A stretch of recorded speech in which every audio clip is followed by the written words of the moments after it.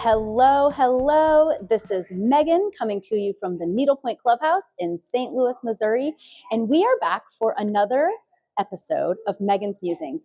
I've had such a great time reintroducing this series to you all.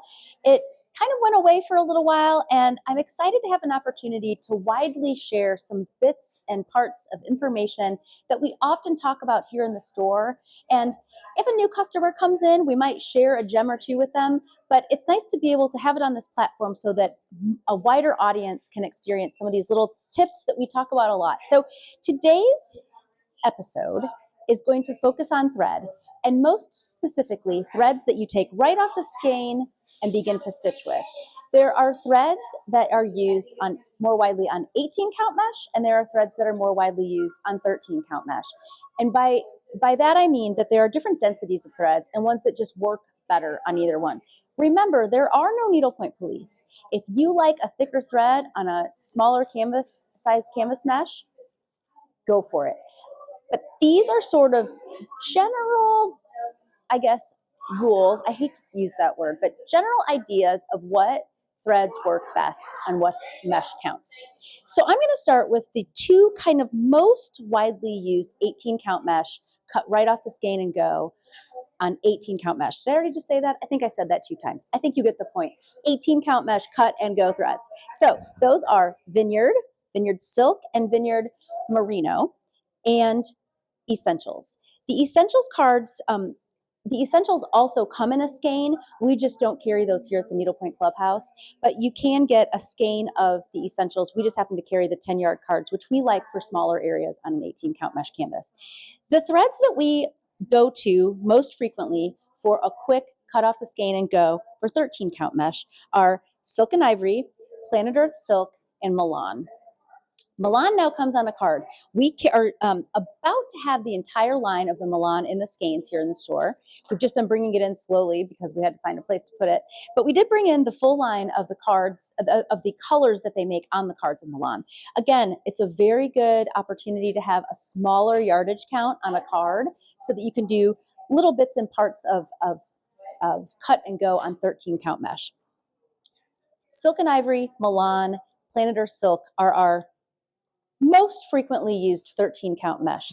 And then there's this thread in the middle that I love, but some people love it for 18 count mesh. Some people like it for 13 count mesh.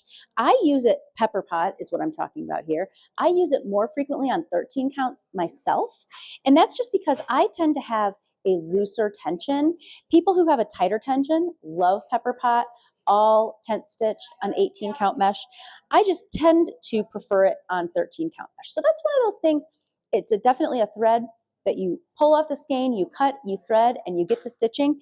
But really, the opportunity to use it on different mesh counts would be sort of requires you to kind of give it a shot and see what you think. I would say this is also a thread that if you do use it on 13 count mesh, it's going to have a little bit of a lighter coverage. So you may not want to put, say, for example, this bright green thread over top of a yellow or a white or a light gray, because you may see a little bit of that speckling effect. So really that's what we're talking about when we're talking about one strand threads on stitching on a canvas. The size depends on how much space it takes up on the canvas. And again, these thicker threads are going to take up a little more space, therefore they're going to have full coverage on 13 count mesh. And these threads are going to have full coverage on 18 count mesh. So that is the types of sort of cut and go threads that we use most frequently in a sort of non-texture, non-sparkle stitching environment. There are some threads that come off the skein in stitchable pieces. So you can cut this, thread your needle, and get to stitching with it. But for the most part, you will probably need to marry a couple of them together in order for the density to be thick enough for it to have coverage on either 18 or 13 count. Impressions is one of those threads that we love, love, love. And it works one strand on 18 count mesh. It also works 2 strands on 18 count mesh. Again, it really just sort of depends on the thickness, the density of what you're trying to do, and if you're wanting to get a really full tight coverage, or if you are hoping to have a little bit of a lighter coverage. Again, I would not use one strand of impressions on 18 count mesh if you're trying to cover up a color different from the one that you're stitching with. But we do love impressions as a background for belts here in St. Louis. And impressions offers this really unique opportunity to marry two different colors, maybe just ranging just a slight difference in tone, and they create this what we call a tweeted effect. So the two different colors in your needle at the same time, stitching basket weave, will not stripe. It will give you a sort of a speckled tweeted effect that we just really love, especially for a lot of backgrounds.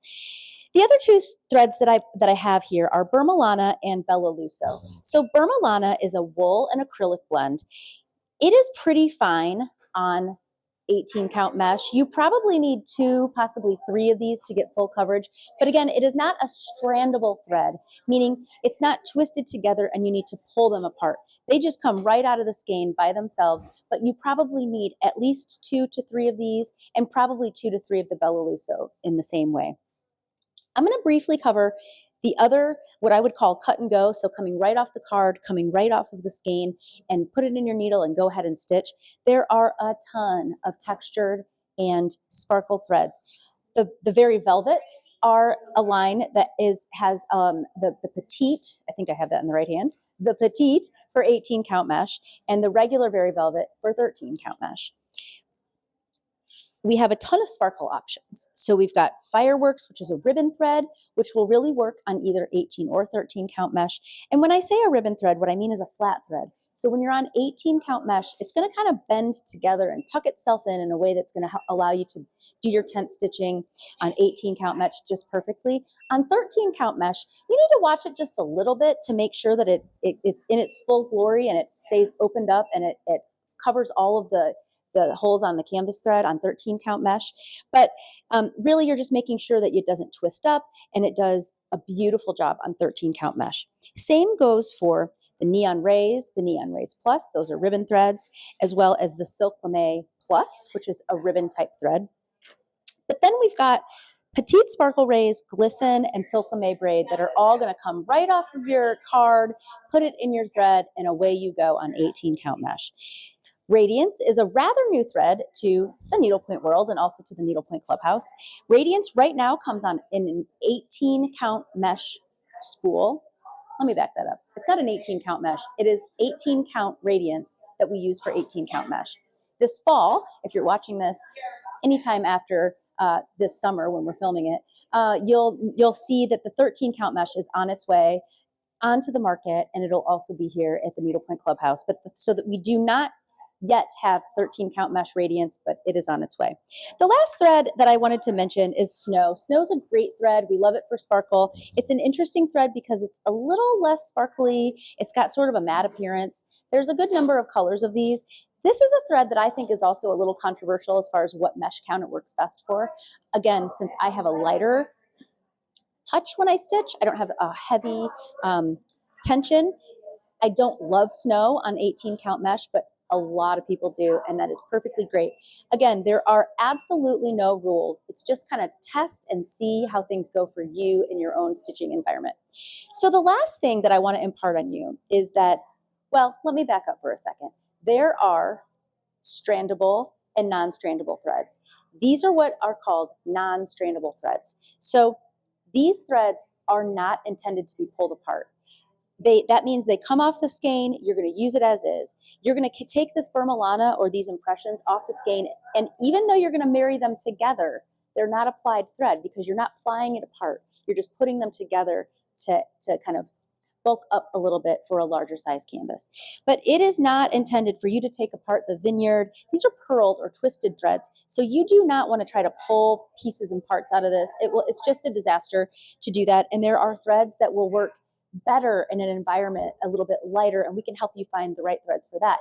Those are probably mostly going to be our strandable threads, which stay tuned to another Megan's Musings, and we'll talk about stranding and how to strand and about how many how many threads to use on what size of mesh. So there's that. I'm going to give you one last hot tip, and that is, what do you do with a skein that looks like this? And I'm not sure if you can see that close enough, but many, many threads come in skeins like this, and they look twisted up. They look really pretty on the put up, on the retail put up, beautiful on the shelf, beautiful on the display. But what do I do with this? How do I take this apart?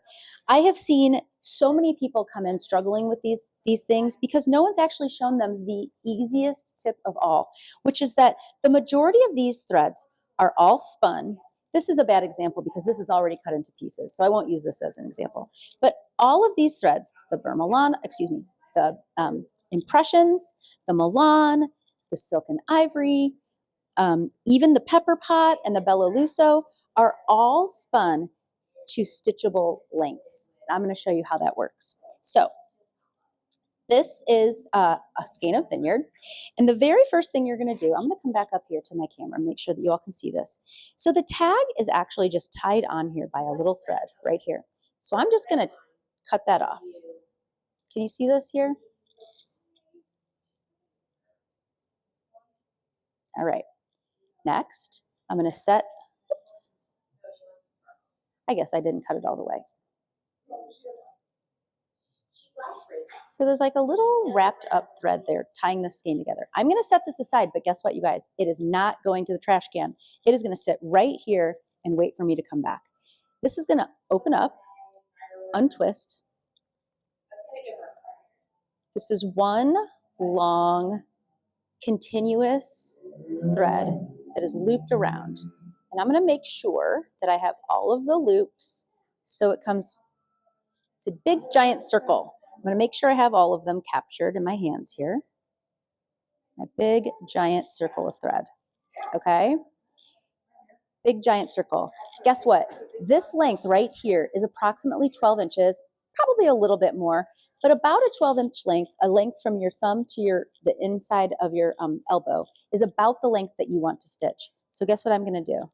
I am going to do a crazy thing here, and I'm going to chomp that entire thing. And then I'm going to go to the other end, and I'm going to chomp that end. Okay, so this skein is now prepared in stitchable lengths. And I can put that right in my needle, okay? Next, what I'm going to do to stay organized, if I was extra organized, I would probably have some floss away bags. That might be for another episode. Organization, floss away bags are great, but for purposes of this demonstration, I'm going to remind you that it's important to keep these tags. And let me tell you why. Whoop, that wasn't the most beautiful way to pull that apart, but I've got a small little bit of these threads, and then I have this card. So this card shows me the name, the number, and the die lot, all here on this tag, okay? So when you come in back into the store and you're trying to figure out, you know, maybe you ran out, maybe you love this color so much, it's really, really helpful to have this thread. I'm going to just run a couple of these threads through this hole here. And this is my technique. You don't have to do this. I just prefer to do this. I like to have my threads all together. So I'm going to do this. I'm sorry, you can't see this part, but what I'm going to do next is I'm going to marry all the rest of my cut threads all together here. I made a little bit more of a mess than I intended to. So now I've got a whole kind of strand of all my threads laying together nicely with that tag. And I'm just going to create a loose loop. And this is how I store my threads in my project bag, because you've got thread, the die lot number, you've got everything right here. You can then loosen up that knot, lay it down next to you, pull another thread, and you're ready to rock and roll. And so I just remember the first time someone taught me that trick, I felt like it was magic. I couldn't believe that the thread industry was so smart that they had created these skeins that are intended to be cut and ready to rock and roll. So I hope that helps you. The last thing I'll say about that is that, that the pepper pot and the Belloluso are actually the exact same thing. They just have to be trimmed at the bottom and opened up twice. A little different from the Vineyard skein and the silken ivory and the Milan. The beauty of the essentials is you can pull off just a little bit. Again, sort of the intention of these smaller cards with the smaller amounts is that you're probably working in smaller areas on your canvas. So you just pull off what you need and away you go. So I hope that helps to answer thread mystery. So we've got what we call cut and go, or take off the card, cut off the skein, ready to go threads, and we've got strandable threads. So today we've gone over our cut and goes. We obviously haven't talked about every one that we offer here in the store or that is offered in the industry, but I would just say that these threads that we've kind of shared with you are some of the most popular and the ones you're going to see most frequently when you go into a needlepoint store like ours. So thank you for tuning in. As always, if you have any further questions or comments, feel free to make a comment on that YouTube channel and subscribe while you're at it, and then we will be able to continue to keep up with your questions and continue to produce more content that is useful to you. So thank you so much for tuning in, and have a great day.